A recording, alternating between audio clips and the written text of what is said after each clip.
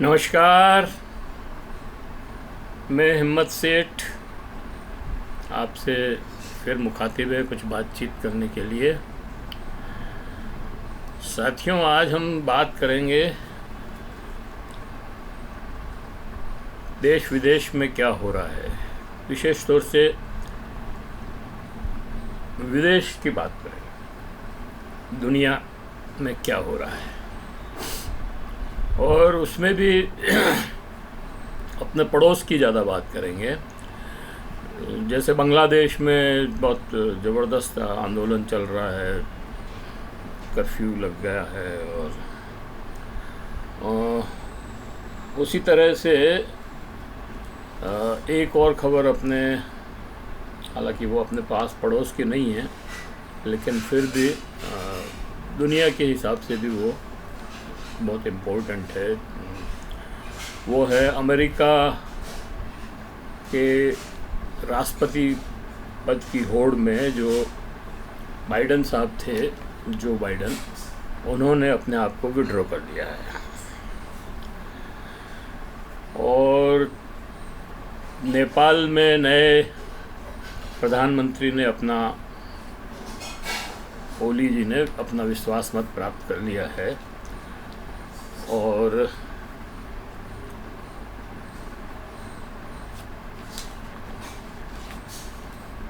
पख्तूनिस्तान में भी बड़ा आंदोलन चल रहा है। पख्तूनिस्तान मतलब मतलब पर्शियंस जो सरहद पे हैं पाकिस्तान की, खैबर का जो दर्रा है, उसके वहाँ जो सूबा है अलग से, उसमें भी बहुत खलबली मची हुई है। और नेपाल की मैंने आपको बता दी। और चीन के राष्ट्रपति ने अभी अपने तीसरा सम्मेलन को संबोधित किया है। ये खबरें हैं मुख्य रूप से। अब अपन थोड़ा सा इससे विस्तार में बात करते हैं। तो सबसे पहले तो बांग्लादेश की बात करते हैं, क्योंकि बांग्लादेश में जो शेख हसीना की सरकार है वो अभी बहुत संकट में है। वहाँ पर छात्रों ने बहुत बड़ा आंदोलन किया हुआ है और हालत इतनी ख़राब है कि शेख हसीना को शूट एंड साइट का मतलब देखते ही गोली मार दो का आदेश देना पड़ा, और पूरे देश में कर्फ्यू लग रहा है। अब ये कर्फ्यू क्यों लगा और छात्र क्यों आंदोलन कर रहे हैं, इसमें भी थोड़ी चर्चा करते हैं। तो दरअसल वहाँ पर आरक्षण जो है एक बड़ा मुद्दा बन गया है, और 56% आरक्षण हो गया वहाँ पे। पहले भी था,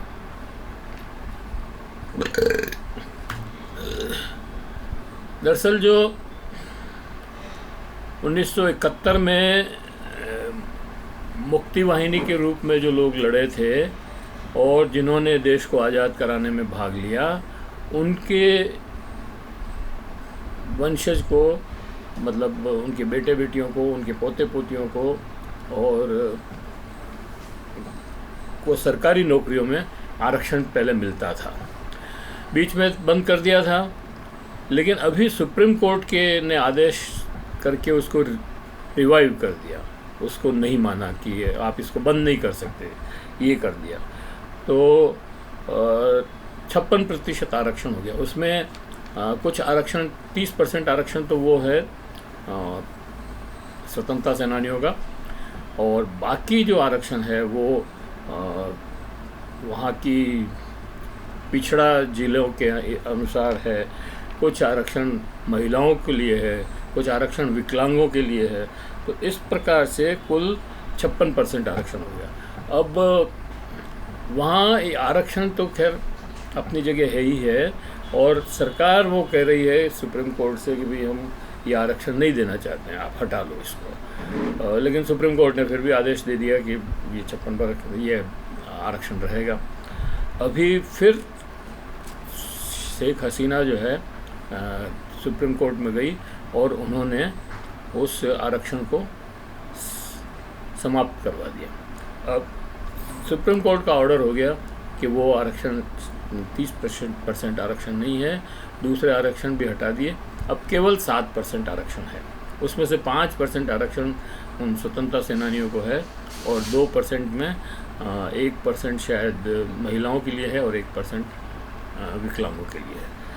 लेकिन स्थिति इतनी ख़राब हो गई है वहाँ पर कि छात्र इसको भी मानने को तैयार नहीं है। छात्र कह रहे हैं कि हमें आरक्षण ये 5% जो आरक्षण दिया है वो भी हटाओ। तो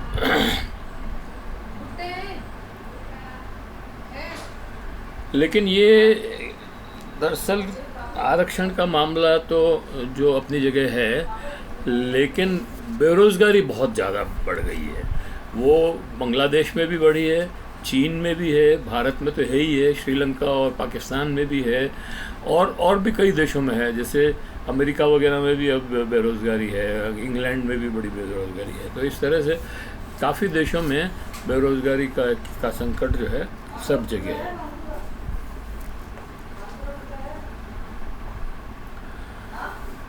और ये संकट जो है आरक्षण हटाओ या आरक्षण रखो, इससे कोई फ़र्क नहीं पड़ने वाला है।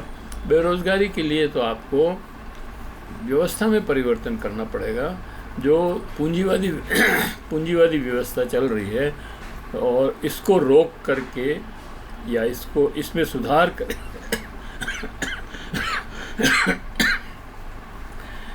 इसमें सुधार करके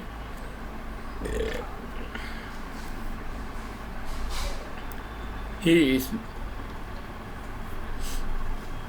नए जॉब्स क्रिएट करने पड़ेंगे और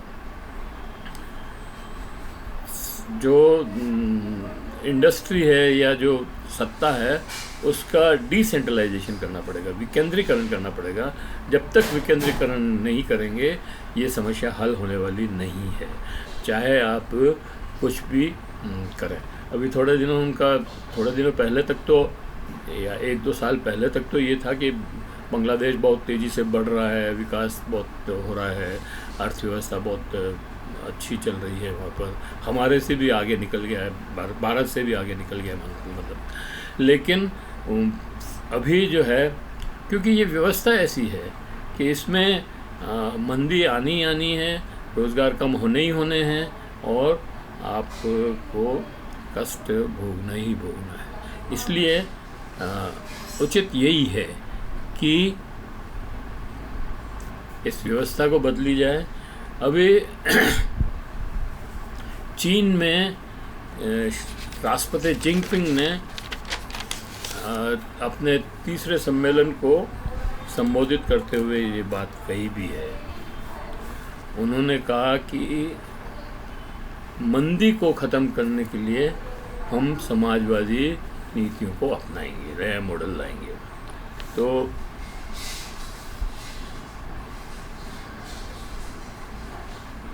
जिनपिंग वहाँ की अपनी पार्टी के तीसरे अधिवेशन में बोल रहे थे, कल अधिवेशन समाप्त हो गया। तो ये है जिनपिंग का कहना, और यही बात मैं कहता हूँ सबको करनी पड़ेगी, हिंदुस्तान को भी यही करना पड़ेगा, वापस समाजवादी मॉडल पर आना पड़ेगा और विकेंद्रित अर्थव्यवस्था को लागू करनी पड़ेगी।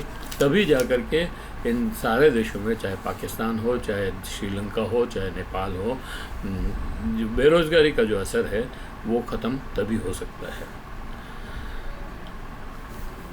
तो अब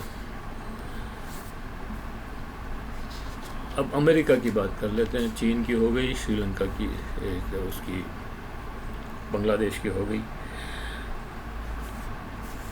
अमेरिका में राष्ट्रपति चुनाव होने वाले हैं और उसमें एक पार्टी से ट्रंप खड़े हो रहे हैं और दूसरी पार्टी से बाइडेन रेस में थे, लेकिन उनकी बढ़ती उम्र और स्वास्थ्य ठीक नहीं रहते हुए अब तक उनके ऊपर काफ़ी दबाव था कि वो रेस से हट जाएं, लेकिन वो नहीं मान रहे थे। वो हमेशा लगातार यही कह रहे थे कि नहीं, मैं चुनाव लड़ूंगा, और वो सबसे आगे भी थे।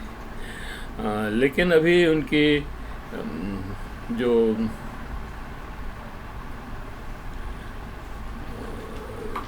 उनकी उस रैंक में काफ़ी गिरावट आई, और उन्होंने फिर देखा कि हमें इससे हट जाना चाहिए।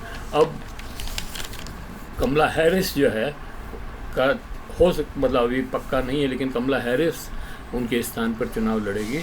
और कमला हैरिस के ये भी बता दें हम आपको कि कमला हैरिस का ननिहाल भारत में है, तो एक भारतवंशी अमेरिका का राष्ट्रपति का चुनाव लड़ रहा है। और इतना उदार है अमेरिका का नागरिक और संविधान। हमारे यहाँ तो इटली की सोनिया गांधी जब प्रधानमंत्री की रेस में थी तो लोगों ने क्या क्या कहा था, और सुब्रमण्यम स्वामी और सुषमा स्वराज, हालांकि उनकी मृत्यु हो गई, उनके बारे में नहीं बोलना चाहिए कुछ, लेकिन उन्होंने जैसी जैसी प्रतिज्ञाएं की थी कि मैं बाल नहीं कटाऊंगी, या देख बाल कटवा लूँगी, और नीचे फर्श पे सोऊंगी, और पता नहीं क्या क्या उन्होंने बातें कही थी। लेकिन हमको उदारता से ही देश को चलाना पड़ेगा, उसके बिना कोई चारा नहीं। तो अमेरिका में कमला हैरिस चुनाव लड़ सकती है। इधर पाकिस्तान में भी सेना के खिलाफ विद्रोह हो गया है, हो रहा है, और वो हो रहा है खैबर पश्तून में। खैबर पश्तून में के जो 10,000 लोग जो हैं सेना के विरुद्ध सड़कों पर उतर गए हैं। उनका कहना है कि सेना जो है आम आदमी को दबा रही है और एक आतंकियों की तरह व्यवहार कर रही है, जबकि वो मतलब जो तहरीक तालिबान पाकिस्तान है, उसके जो आतंकवादी हैं वास्तव में, उनके खिलाफ कोई भी एक्शन नहीं कर रही है। तो खैबर का जो पख्तूनिस्तान है, पख्तूनिस्तान का हमारे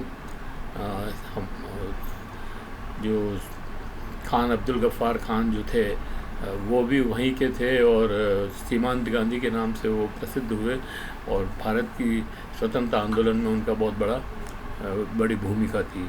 अब वहाँ पर ये लड़ाई चल रही है, और सेना जो है वहाँ पर, सेना से काफ़ी लोग मर भी गए। ऐसे ही बांग्लादेश में 151 लोग मर गए, और काफ़ी लोग घायल भी हुए हैं।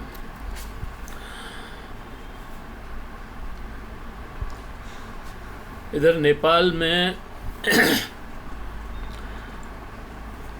अभी सरकार बदली, प्रचंड की सरकार थी वो गिर गई, और उसकी जगह एक दूसरे गठबंधन की सरकार आई है, जिसमें नेपाली कांग्रेस है, और ये कम्युनिस्ट पार्टी मार्क्सवादी लेनिनवादी ग्रुप है, जिसका ओली नेता हैं।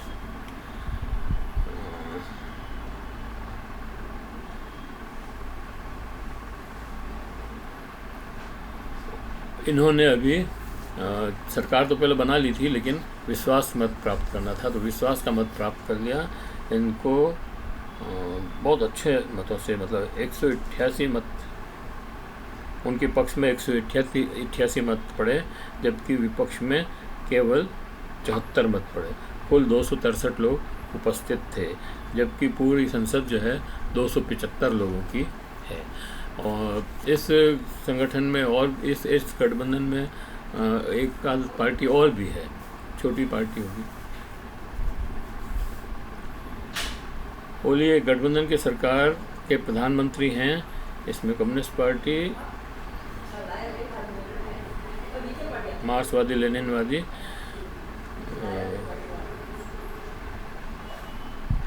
एमएल ग्रुप है, नेपाली कांग्रेस है।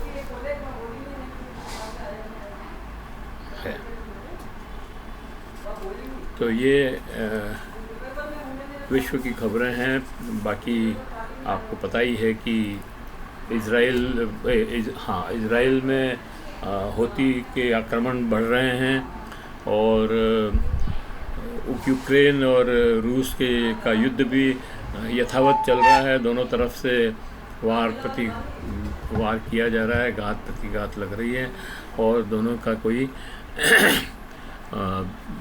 युद्ध बंद होने का कोई वो नहीं लगता है, क्योंकि यूएनओ बिल्कुल डिफंग हो गया है। यूएनओ और जो बड़ी ताकतें हैं वो किसी भी तरह से इस युद्ध में, एक तरफ नाटो, मतलब यूक्रेन की तरफ से नाटो लड़ रहा है और रशिया तो है ही है, रशिया के साथ भी अब ईरान और चीन और उत्तरी कोरिया और ऐसे देश आ गए हैं साथ में। ये लोग उसको हथियारों से सपोर्ट भी कर रहे हैं, लेकिन कुल मिलाकर के युद्ध से मानवता का नुकसान हो रहा है, मानवता मर रही है और विश्व में अशांति और बहुत ही हिंसा का वातावरण बना हुआ है। हम चाहते हैं कि यह हिंसा रुके, युद्ध यूक्रेन और वहाँ पे भी रुके, और यहाँ 10 महीने से जो इजराइल फ़िलिस्तीन में जो युद्ध हो रहा है, हमास और हिजबुल्लाह और हूती और ईरान और इस तरह के जो सारे संगठन हैं, इनमें जो युद्ध हो रहा है उसको भी रोकना चाहिए। और इजराइल फ़िलिस्तीनी का तो हल एक ही है कि फ़िलिस्तीनी को पूरा अपना ज़मीन और अधिकार और उनकी स्वायत्त सरकार बने, तभी ये युद्ध रुकेगा। नहीं तो अभी भले हमास ख़त्म हो जाओ, फिर भी थोड़े दिन बाद वापस कोई दूसरा ग्रुप उठेगा और ये युद्ध चलता रहेगा। तो अमेरिका को इसके अंदर ध्यान देना चाहिए, और अमेरिका सिर्फ अपने हथियार बेचने में लगा हुआ है और विश्व जो है अशांति की ओर बढ़ता जा रहा है। धन्यवाद। यहीं इस वीडियो को ख़त्म करते हैं और आपसे निवेदन करते हैं कि अगर आपने हमारे चैनल को सब्सक्राइब न किया हो तो सब्सक्राइब कर दें और बेल आइकन दबाना न भूलें। हम कोशिश करेंगे कि हर हफ्ते पूरे विश्व की जो प्रमुख खबरें हैं वो आपके सामने लाएं। धन्यवाद। जय भारत।